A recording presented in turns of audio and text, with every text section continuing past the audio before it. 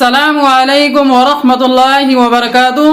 कुरान सीखो बार बार में आपका क्या है, दिल की गहराइयों से इस्तकबाल है।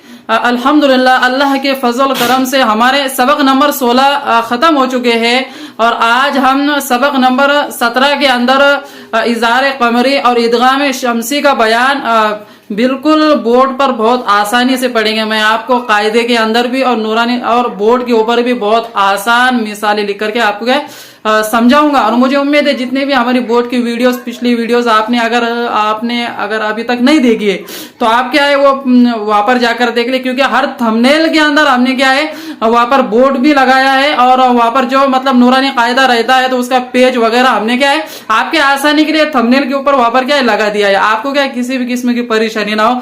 जिस व्यूअर्स को अगर हिंदी और इंग्लिश के अंदर जो नूरानी कायदे के अंदर जो पेज समझना है वो पेज वहां पर जाकर आप क्या है थंबनेल के ऊपर क्या है देख सकते हैं और उसके ऊपर से डायरेक्टली क्या है वो वीडियो इंशाल्लाह आपके क्या है सामने बिल्कुल आ जाएगा। तो ठीक है, हम कुछ देखते हैं। अस्सलाम वालेकुम वरहमतुल्लाहि वबरकातुहू। अऊज़ु बिल्लाहि मिनश शैतानिर रजीम। बिस्मिल्लाहिर रहमानिर रहीम। वल कमरी वल यतामा वल अक़रबीना मल कारिअतुन हुमुल मुफ़लिहूना इज़श शम्सु कानन नासु यकुलु रसूलुर अकीमुस सलात। अच्छा, देख लिया आपने, तो ठीक है, हम चलो चलते हैं बोर्ड पर। बिस्मिल्लाहिर्रहमानिर्रहीम। सबक नंबर 17 हम इज़ार कमरी इदगाम शमसी का बयान पढ़ रहे हैं। देखो इसकी तारीफ पढ़ लेते हैं पहले। अलिफ लाम अगर हुरूफ कमरी के शुरू में हो तो सिर्फ लाम पढ़ा जाएगा, अलिफ नहीं, यानी अलिफ को नहीं पढ़ेंगे। हुरूफ कमरी देखो मैं यहाँ पर नहीं लिखा हूँ लेकिन आपको कायदे में बता देता हूँ।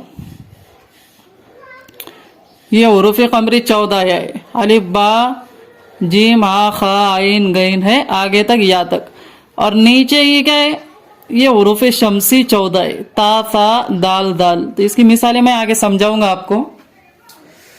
तो अभी फिलहाल तारीफ पढ़ लेते हम। अलिफ लाम को नहीं पढ़ेंगे। अब अच्छा यहाँ तक पढ़े हमने, शुरू से पढ़ लेते। अलिफ लाम अगर हुरूफ कमरी के शुरू में हो तो सिर्फ लाम पढ़ा जाएगा, अलिफ नहीं, यानी अलिफ को नहीं पढ़ेंगे। अलिफ लाम अगर हुरूफ शमसी के शुरू में हो, यानी जो 14 हुरूफ है उनके शुरू में हो अलिफ लाम, तो अलिफ लाम को नहीं पढ़ेंगे, अलिफ लाम को नहीं पढ़ेंगे। यानी हुरूफ कमरी के शुरू में अलिफ लाम हो तो उसमें से सिर्फ लाम पढ़ा जाएगा। अगर हुरूफ शमसी के शुरू में अलिफ लाम हो तो अलिफ लाम दोनों नहीं पढ़ेंगे। वो मिसाल में आपके समझ में आएगा। फिलहाल यहाँ पर हम पढ़ लेते हैं। इंग्लिश के अंदर भी लिखी हुई है तारीफ, कुछ व्यूअर्स जिनको अगर इंग्लिश आती है। देखो, अगर हुरूफ कमरी के शुरू में अलिफ लाम, ये अलिफ लाम लिखा हुआ है, लकीर मारी हुई, इसको अलिफ लाम बोलो। अलिफ लाम अगर हुरूफ कमरी के शुरू में हो तो सिर्फ लाम पढ़ेंगे। अच्छा, अलिफ लाम अगर हुरूफ शमसी के शुरू में हो तो अलिफ लाम को नहीं पढ़ेंगे।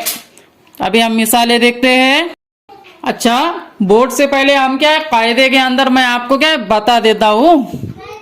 अब देखो ये वल कमरी, वाव लाम जबर वल, वल कमरी। तो यहाँ पर देखो ये जो काफ दिख रहा है आपको, तो ये 14 जो हुरूफ है हुरूफ कमरी के, तो देखो यहाँ पर काफ आया तो ये काफ आया। अगर यानी हुरूफ अगर शुरू में हुरूफ कमरी आता है तो उस वक्त क्या है लाम पढ़ेंगे, सिर्फ अलिफ नहीं पढ़ेंगे, है ना। तो ये अलिफ जायद आएगा, इसको छोड़ देंगे हम। हिज्जे डायरेक्ट वाव के जबर को लाम के जज्म में मिलेंगे। वाव लाम जबर वल, काफ जबर क, वल क, मीम जबर म, रा जेर, वल कमरी।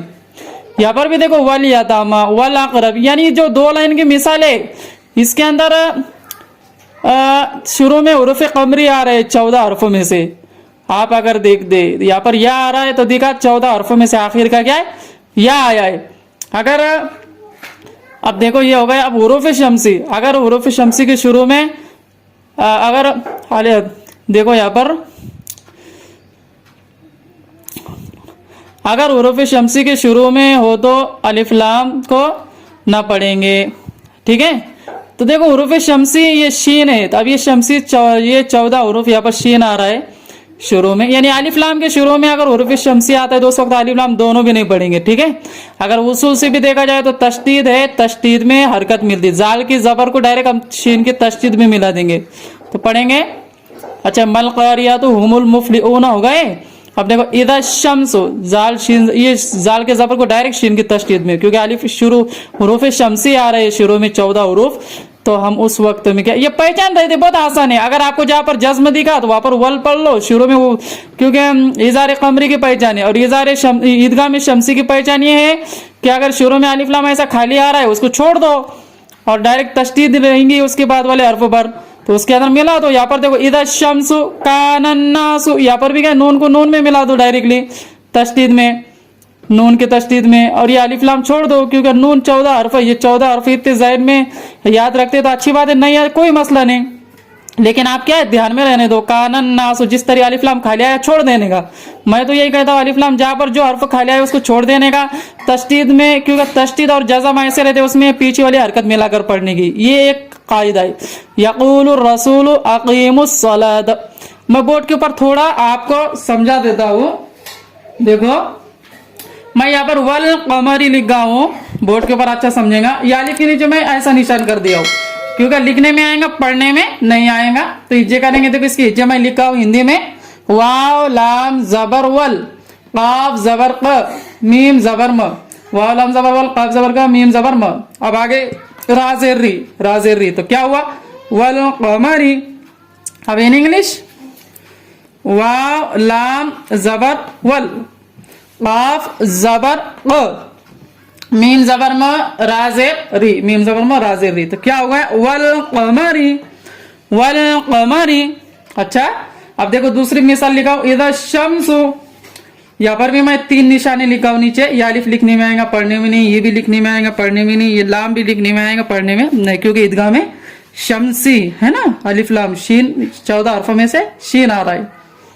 अब इसकी ये देखो हिंदी में हमजा जेर ई, जाल शीन जबरजश, जाल शीन जबरजश, शीन मीम जबर शम, शीन मीम जबर शम, क्योंकि आगे भी जज्म आगा। अब तो जज्मों को भी सही पढ़ना है, तशदीद को भी पढ़ना है, तो इसलिए तशदीद में पहली वाली हरकत मिला देंगे एक मरतबा।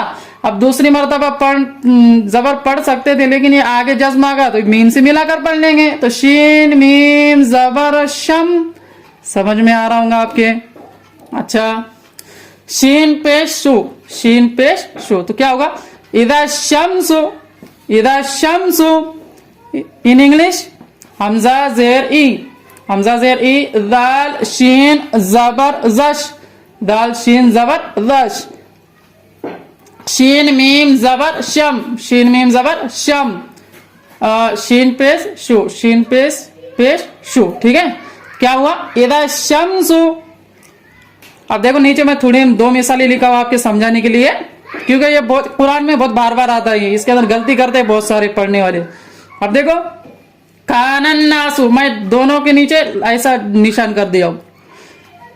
अच्छा क्योंकि शुरू में यहाँ पर ईदगाह में शमसी की जो 14 हरफ है उसमें से नून आ रहा है, तो इसके हिज्जे कर लेंगे काफ अलिफ जबर का, नून नून जबर नन, कानन, नून अलिफ जबर ना, कानन ना, सीन पेश सु, कानन नासु। अब ये हिंदी में है कानन नासु और ये इंग्लिश में है कानन नासु। अच्छा अब देखो वल यतामा में भी क्या है, अलिफ के नीचे में ऐसा निशान किया हो क्योंकि यहाँ पर इज़ार कमरी के 14 हुरूफ में से आ रहा है। वो हरफ याद करो या ना करो लेकिन पहचान आप ध्यान में रहने दो। अलिफ लाम अगर आता है जज्म वाला तो समझ लो कि इज़ार कमरी है, अगर अलिफ लाम खाली आता है तो समझ लो क्या ईदगाह में शमसी और तशदीद आएंगे आगे, ठीक है। तो देखो वल यतामा, अच्छा, इन इंग्लिश वल यतामा, अब क्या है ये हिंदी में वल यतामा। मुझे उम्मीद है जितने भी व्यूअर्स देख रहे हैं सबके बिल्कुल समझ में आ गया होगा आसानी से। ठीक है, ठीक है, इंशाल्लाह इसके बाद हम अगला सबक पढ़ेंगे। ठीक है, अल्लाह कलाम पूर्व बारीक कैसा पढ़ते हैं उसको पढ़ेंगे। ठीक है, अस्सलामु अलैकुम व रहमतुल्लाहि व बरकातुहू।